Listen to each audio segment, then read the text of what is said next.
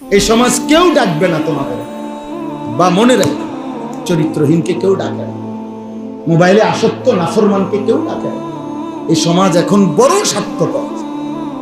আপন বাপ ফুলার মার কাছে কইছে বাধ্য হইতাম, অজাত মানুষই তো না বাধ্য, জিঙ্গাও কামটাম কিছু করবো বিদেশ যাবো নি, নাহলে কিতা করবো, জিঙ্গাও একটা লাইন করে মাত্র বার করো, বাইতে বাইর করো, জ্বালাইয়া মানুষের কাছে মুখ দেখাইতারি না, গ্রামে আনতে কষ্ট হয় এই অজাত বাইর করা। আপন বাপ যদি বেটা তোর ব্যাপারে বলে এই অজাত বাইর কর ঘরের থেকে, তোর জীবনের আর রইল কি? হ্যাঁ, তোর জীবনের আর রইল কি? এর চাইতে বড় লানত বেটা তোর জীবনে আর কি? যে মা বিরক্ত, বাপ বিরক্ত। কত বাপ আমাদের কাছে জড়াইয়া ধরে কান্দে, হুজুর মানে ছেলে মেয়ে কার যন্ত্রণা, কোনটা চাই যে দুই চোখ বন্ধ করে একদিকে যায়।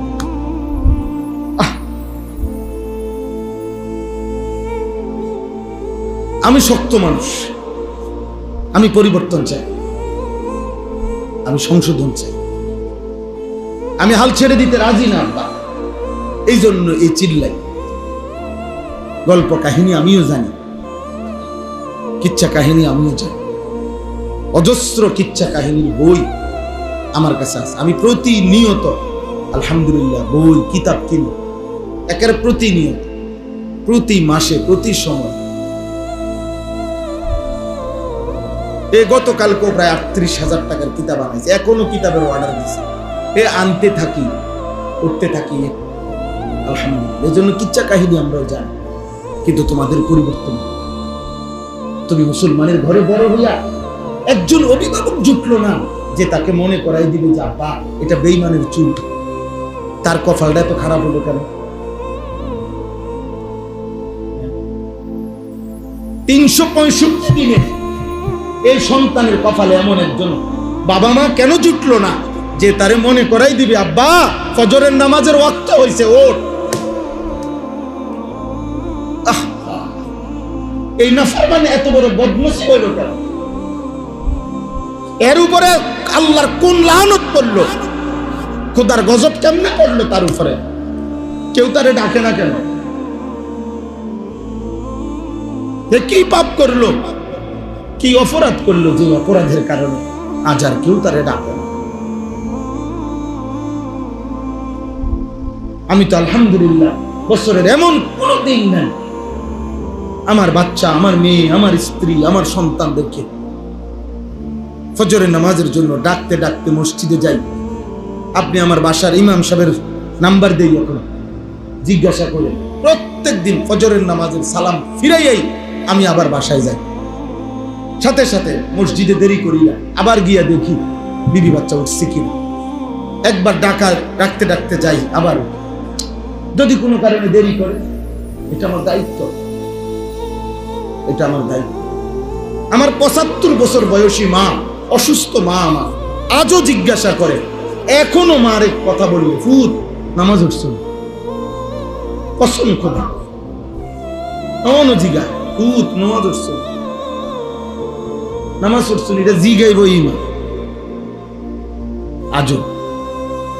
আমার বয়স ৪৫ বছর, মা জানে আমি সারা দেশে ওয়াজ করি, কিন্তু এটা বড় কথা না, মা তার জিম্মাদারি আদায় করে। কিন্তু আমার ওয়াজ করুক আর জিগাই করুক, আমার সন্তান আমারই সন্তান।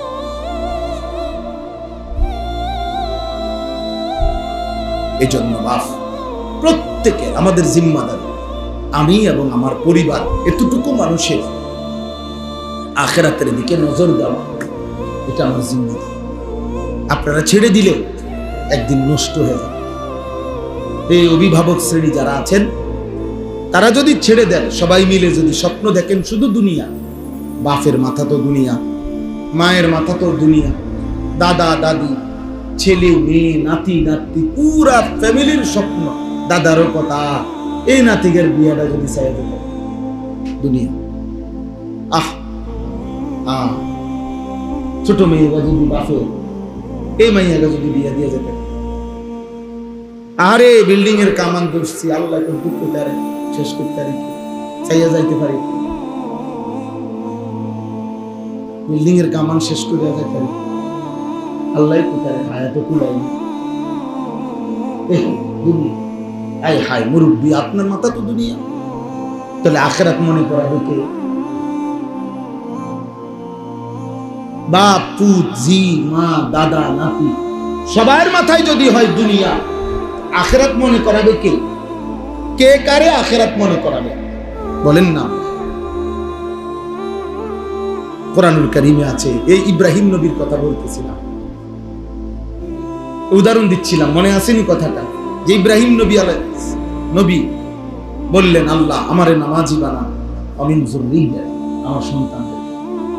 কোরআনে আল্লাহ বলছে, ইন্নী জাইলুকা লিন-নাসি ইমামা, ইব্রাহিম আমি তোমাকে গোটা পৃথিবীর সমস্ত মানুষের ইমাম বানাইলাম। ইব্রাহিম আলাইহিস সালাম সাথে সাথে বললেন, ক্বালা ওয়া মিন যুররিয়াতি, আল্লাহ ইমামতের এই দায়িত্বটা আমার সন্তানরাও পাবে কি? তার মানে আল্লাহ আমার সন্তানের জন্য এটা কবুল করেন।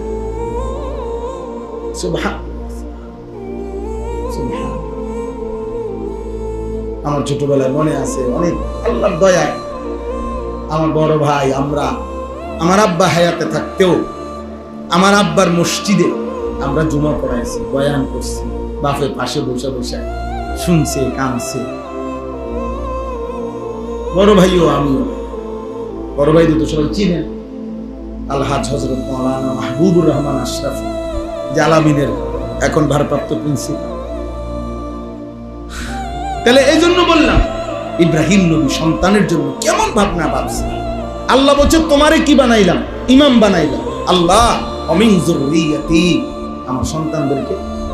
আল্লাহ বলছে, আচ্ছা ঠিক আছে, শর্ত হইল জুলুম করতে পারবে না, পাপ করতে পারবে না। লা ইয়ানালু আহদিজ জালিমিন, যদি জালেম হয়, পাপী হয়, নাফরমান হয়, তাইলে বানাবো না। আর যদি নেককার ইমানদার হয়, তাহলে ইমামতের এই দায়িত্ব তোমার সন্তানদেরকেও দিতে থাকবে।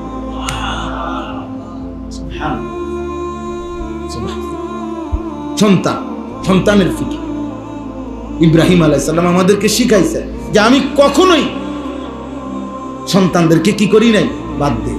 কোরআনে আছে, আরো শুনে, ইজ ক্বালা লাহু রাব্বুহু আসলিম, আল্লাহ বলেন আমি যখন ইব্রাহিমকে বললাম আসলিম, তুমি আমার আনুগত্য করো, ক্বালা আসলামতু, ইব্রাহিম আলাইহিস সালাম বললেন আসলামতু লিরাব্বিল আলামিন, আয় আল্লাহ আমি আপনার আনুগত্য করলাম।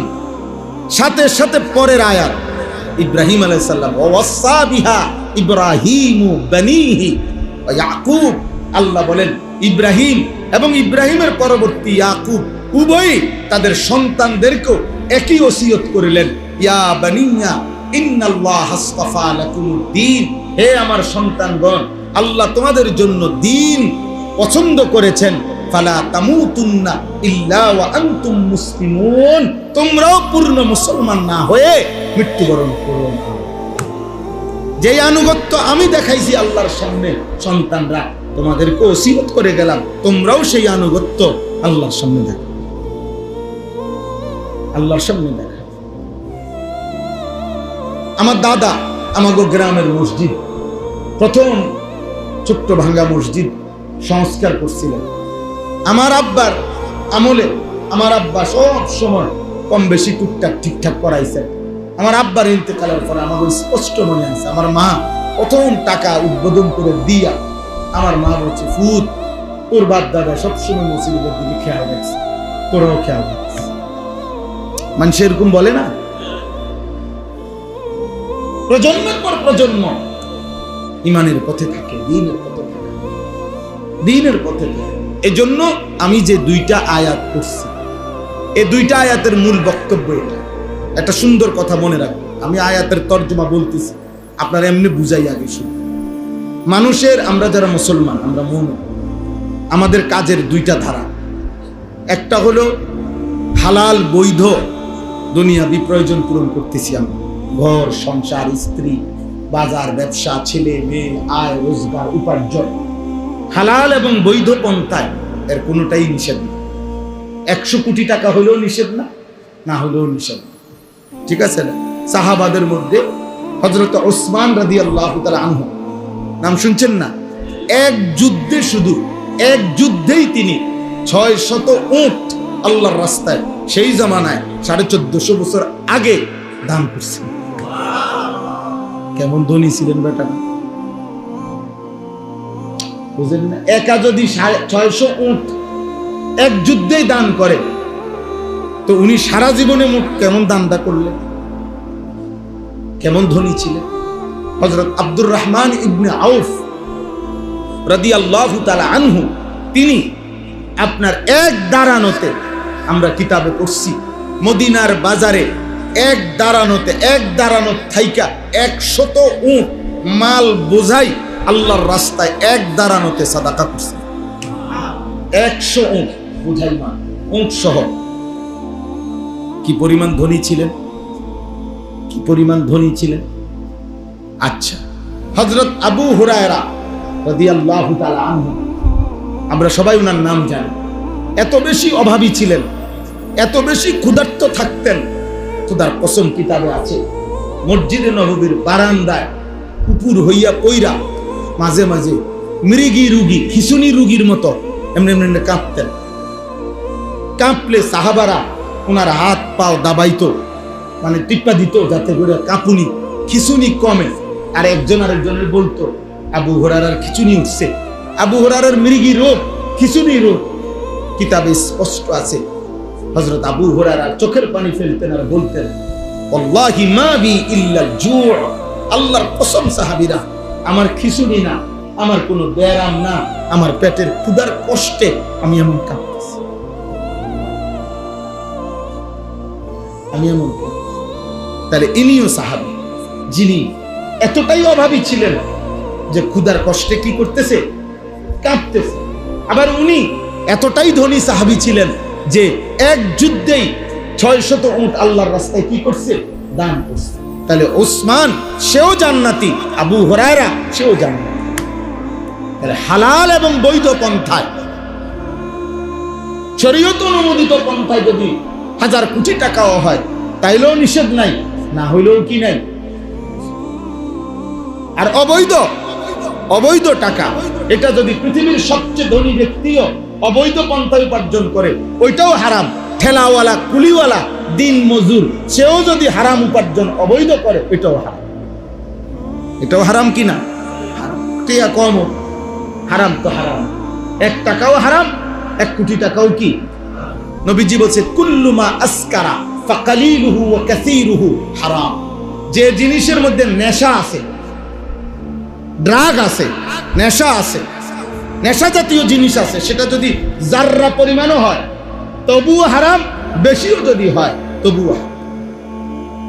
এজন্য পানীয়র মধ্যে, যেই সমস্ত পানীয়র বোতলে মধ্যে যদি সামান্য পরিমাণ অ্যালকোহল 1% হোক, 0.5% হোক যদি থাকে, তো ওইটাও খাওয়া সম্পূর্ণ হারাম।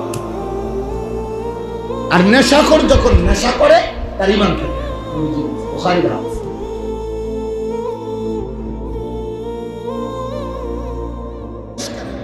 নেশা যখন কেউ করে, তার ঈমান থাকে, নবীজি বলেছেন।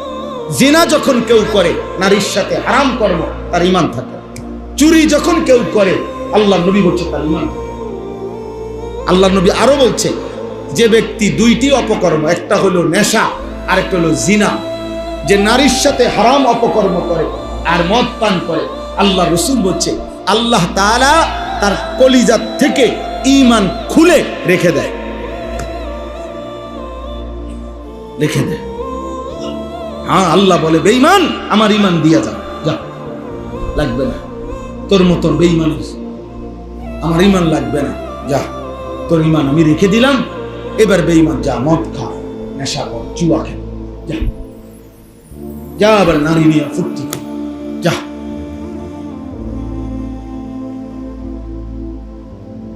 হ্যাঁ, ঈমানবিহীন জীবন তো জানোয়ার।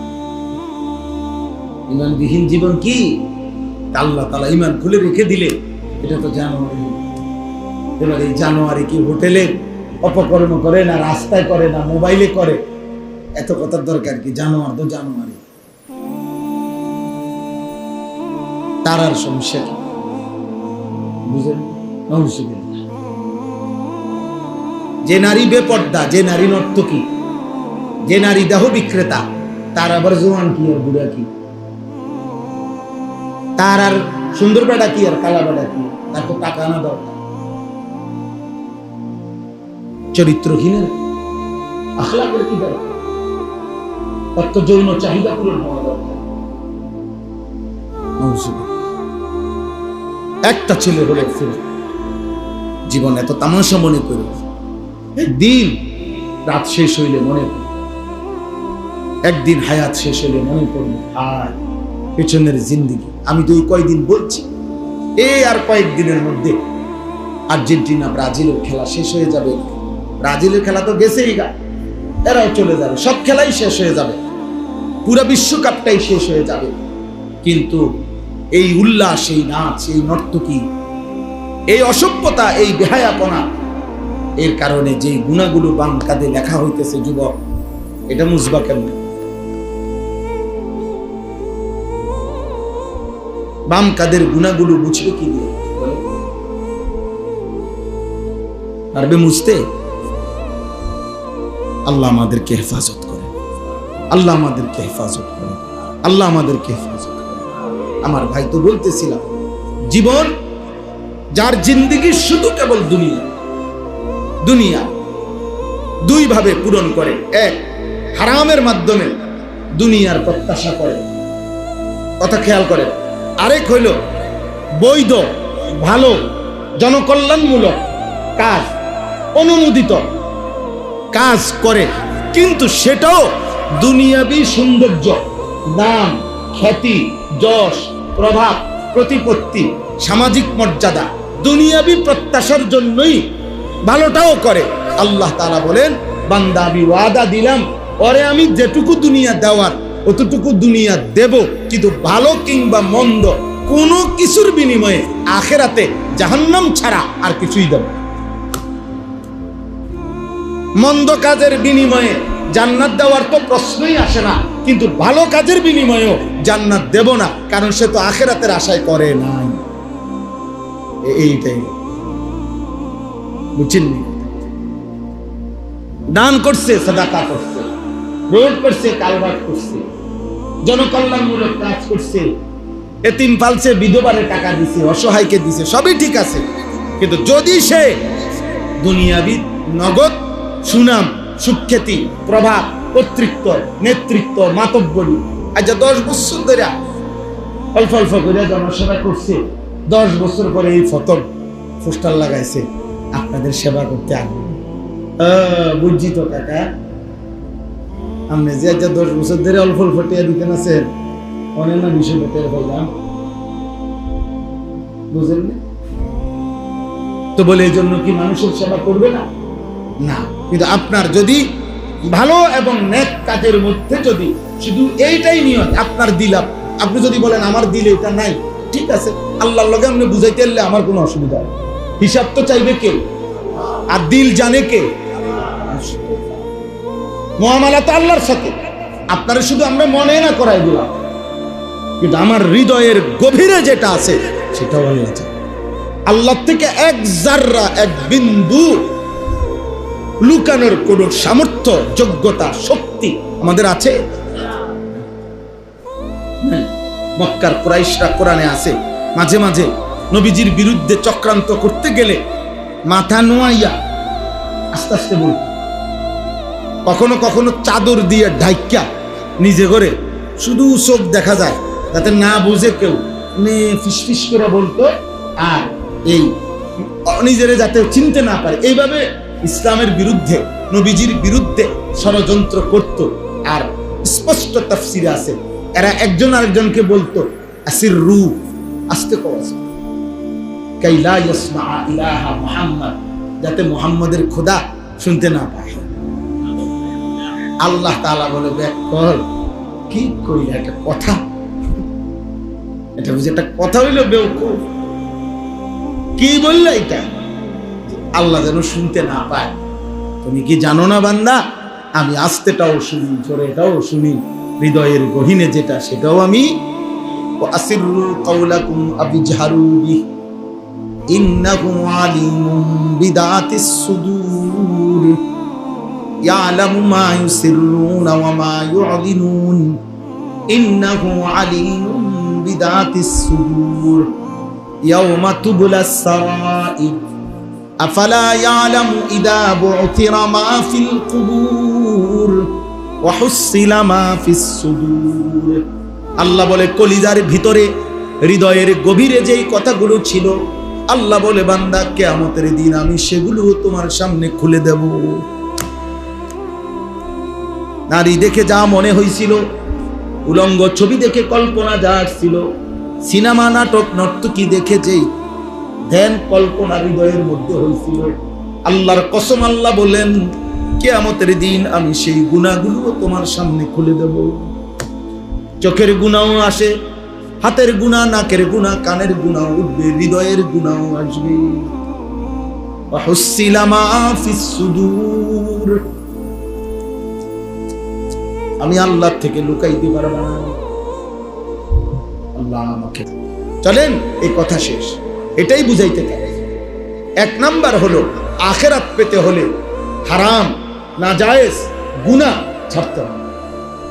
দুই নাম্বার হলো আখিরাত পেতে হলে, জান্নাত পেতে হলে, আখিরাতের মুক্তি পেতে হলে হালাল বৈধ নেক কাজটাও আখিরাতের নিয়তে করতে হবে। বুঝাইতে পারলাম কিনা? হিজরত করছে অনেকে, একজন শুধু ব্যক্তি, একজন ব্যক্তি, তিনি ইসলাম পূর্ব যুগে, ইসলাম গ্রহণ করার পূর্বে মদিনার একজন নারীকে ভালোবাসত। তো ব্যবসার উদ্দেশ্যে, অর্থাৎ তৎকালীন জামানায় মক্কার ব্যবসায়ীরাও শাম দেশে যাওয়ার সময় মদিনার এই ইয়াসরিবের পাশ দিয়ে যাইত, ওখানে থাকতো, অবস্থান করত। ওই সময়কার কোন নারীর সাথে ওনার প্রেম ছিল, সম্পর্ক ছিল। এরপরে উনি কালেমা গ্রহণ করছে, এই পুরুষটা, এই মুসলমান। তো এরপরে হিজরতের সময় যখন আসছে, তখন অন্যান্যরাও হিজরত করছে। আর ওই নারী প্রস্তাব দিছে ওনারে, তুমি যদি হিজরত করে মদিনায় এই ইয়াসরিবে আসো, মুসলমানদের এখানে, তাহলে আমি তোমাকে বিবাহ করব, আমি তোমাকে এখনো ভালোবাসি, মানে আমার আগের ভালোবাসা এখনো আছে তোমার প্রতি। উনি ভাবছে আপনার হিজরত করে ফেলি, আর ওই মহিলারও যদি পাই খারাপ। এই কথার মনে করে কেউরে বলে না, এই কথা মনে করে তিনি আসছেন। হযরতে জিবরিল মহান আল্লাহর পক্ষ থেকে নবীজিকে জানাইছেন। আর নবী সাল্লাল্লাহু আলাইহি সাল্লাম তখন এই মিম্বরে বসে আল্লাহর নবী এই হাদিস, এই যেটা আমরা সবাই জানি, এই হাদিস তখন বলছেন, ইন্নামাল আমালু বিন্নিয়াত। শোনো, সমস্ত আমলের সওয়াব, নেকি নিয়তের উপরে ভিত্তি করে। কিসের উপরে ভিত্তি করে? ফামান কানাত হিজরাতুহু ইলাল্লাহি ওয়া রাসূলিহি ফাহিজরাতুহু ইলাল্লাহি ওয়া রাসূলিহি। অতএব শুনে নাও, যে হিজরত করেছে আল্লাহ এবং তার রাসূলের সন্তুষ্টির আশায়, সে আল্লাহ এবং রাসূলের সন্তুষ্টি পাবে। ফামান কানাত হিজরাতুহু ইলা দুনিয়া ইউসিবুহা আবিমরাআতিন ইয়াতাযাওয়াজুহা। আর যে হিজরত করেছে দুনিয়া পাওয়ার আশায়, অথবা একের সরাসরি বলে ফেলছে, অথবা কোন নারীকে বিবাহের আশায়, ফাহিজরাতুহু ইলা মা হাজারা ইলাই। তাহলে সে যে উদ্দেশ্যে আসছে তাই কেবল পাবে, আল্লাহ আল্লাহ রাসূলকে, আখিরাত পাবে না। বুঝতে পারলেন? অতএব যারা আলহামদুলিল্লাহ ভালো কাজ করেন, নেক কাজ করেন, ইবাদত আমল করেন, দান সাদাকা করেন, ওযু নামাজ পাক পবিত্র হয়ে চলতে চেষ্টা করেন, আপনাদেরও ফিকির থাকা যে আল্লাহর জন্য। কার জন্য বলেন? আল্লাহ। আর আমি কিংবা আপনি, জওয়ান কিংবা বুড়া, গুনার সাথে, পাপের সাথে, চুরি ডাকাতি, জিনা ব্যভিচার, মদ জুয়া, সুদ কিস্তি, নাচ গান, হারাম নিষিদ্ধ খেলাধুলা, রং তামাশা, বেহায়া বেপরদেগি, যে যার সাথে জুড়ে আছি আব্বা, মনে রাখতে হবে আমাদের জন্য জাহান্নাম ছাড়া আর কিছুই